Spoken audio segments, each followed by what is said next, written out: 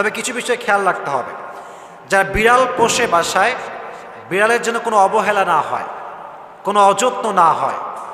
বিড়াল যখন খাওয়ার প্রয়োজন খাবার দিতে হবে, তার যত্নের প্রয়োজন যত্ন করতে হবে। ঘুমানোর জায়গা দরকার, তাই ঘুমানোর জায়গা দেওয়ার দরকারটা আছে না নাই? তাকে যত্ন করতে হবে। ইভেন হাদিসে এসেছে একজন মহিলা একটি বিড়ালকে আটকে রেখেছিল এবং তাকে খাওয়ার দেয় নাই, তার যত্ন করে না, তাকে ছেড়ে দেয় নাই। হাদিসে এসেছে আল্লাহ তাকে জাহান্নামে নিক্ষেপ করেছে, নাউজুবিল্লাহ পড়ান। এজন্য বিড়াল থাকা দোষের কিছু নয়, বাট যত্ন করতে হবে, 1 নাম্বার পয়েন্ট।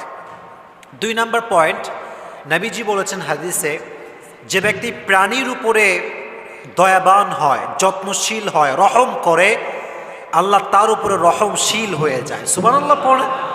আপনি প্রাণীকে মায়া করবেন, আল্লাহ